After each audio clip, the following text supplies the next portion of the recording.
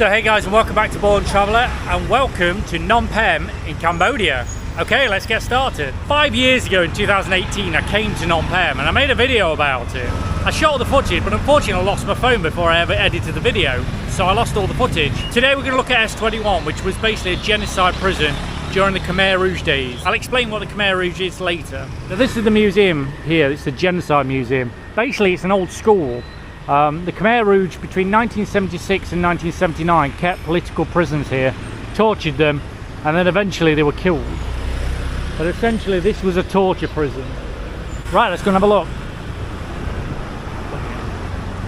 So you buy your ticket from here, it costs $10 right now. Obviously these prices can change, inflation in the world is going up. These are the audio guides here and they cost $5. Really recommend it if you've never been here before. So let me try and set the scene of Cambodia and Vietnam in the 1960s and 70s. Basically in the 1960s, America invaded Vietnam. And basically there was a war between the Communist North and the Democrat South, and America got involved and it poured in 200,000-300,000 troops into Vietnam over a 10-year period between 1965 and 1975. After 10 years of fighting, pretty much the war came to a stalemate. You could say that either side won. Americans basically just went home. I'd say that sums up the Vietnam War. It was basically 10 years of war and pretty much nothing changed. That's my personal opinion. You can argue with that. So 1975, the Americans are pulled out. The communist Vietnamese North invaded the South and they took control of the country. But you have to understand that Cambodia was affected quite a lot by the war. It was bombed. Even though Cambodia was not involved in the war, it definitely had an influence. A year later, in 1976, a guy called Pol Pot forms a party and manages to get control of Cambodia. Straight away he starts to revolutionise the country. His idea was to take it back to year zero. So people lived off the land, there was no technology. So he basically formed an army called the Khmer Rouge, took control of the country and then started to take control. And how he took control was he basically killed anybody with a brain. Anybody who was educated or looked educated or had any power or money, they were wiped out, they were killed. So pretty much all the educated people in Cambodia were killed straight away. He pretty much drove everybody out of Phnom Penh, the city people, into the countryside to work on the rice fields and produce grain for the country. Over the next 3 years, about 3 million people were killed during these times of the Khmer Rouge. And S21 was where they used to bring the political prisoners to find information, to basically torture them and find who else was out there that they didn't know about. One of the ironies about Pol Pot was he believed in no technology, yet he used to drive around in a Mercedes Maybach, and all his cronies had technology, they had beautiful homes and everything. Eventually the Vietnamese had enough and they invaded Cambodia and removed Pol Pot. After that the UN got involved and basically democracy was installed into Cambodia. And as you can see, Phnom Penh today, we've got big skyscrapers going up just around this building, you know, and obviously you can see how green it is.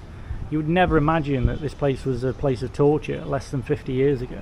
I would recommend getting here as early as you can because it gets very, very busy in the daytime with lots and lots of tourists. So it's 8 AM now, it's cooler as well, so really worth coming down here early in the morning. So as you can see, it's an old school built in probably the 1950s or 60s. Obviously it was used to educate children, and then what they did, they converted all the rooms into prisons, and all these rooms as well were torture rooms, and I'll show you now. Really horrendous how bad they were.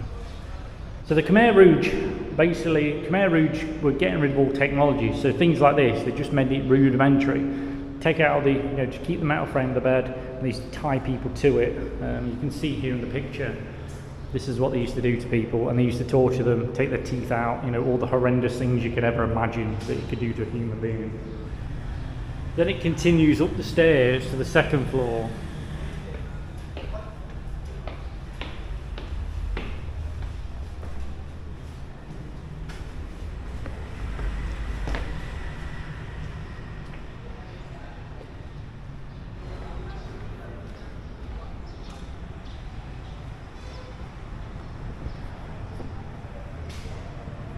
These are some of the forced labour camps where they used to make them work. The whole of Cambodia was turned into a rice field.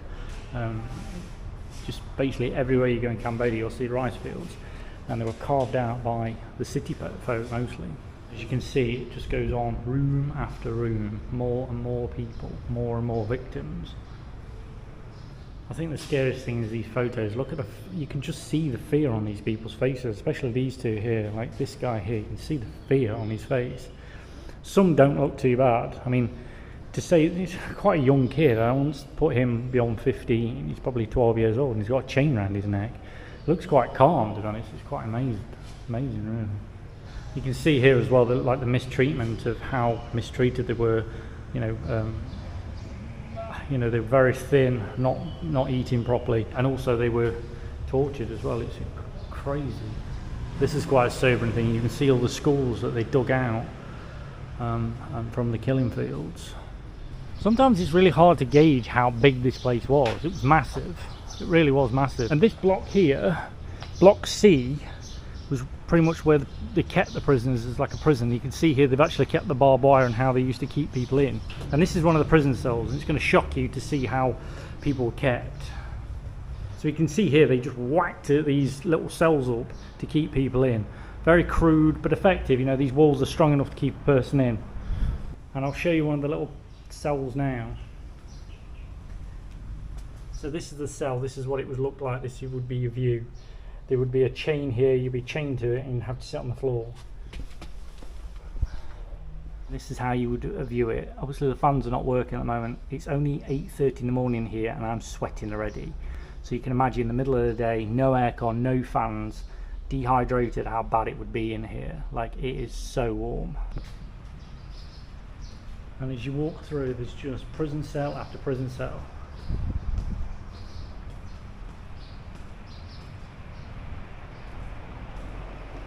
Sometimes when you come here, you can actually meet the people who were some of the survivors.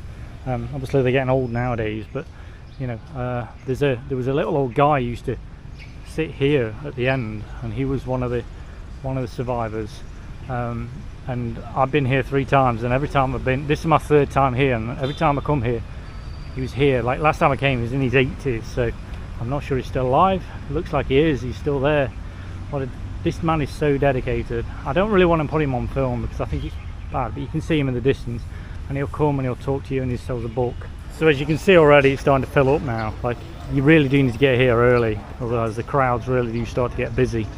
There's a lot of tourists come here. Okay guys, that's it for this video. I hope you enjoyed it. Please remember to subscribe to the channel, turn on the notification button, and I'll see you next time.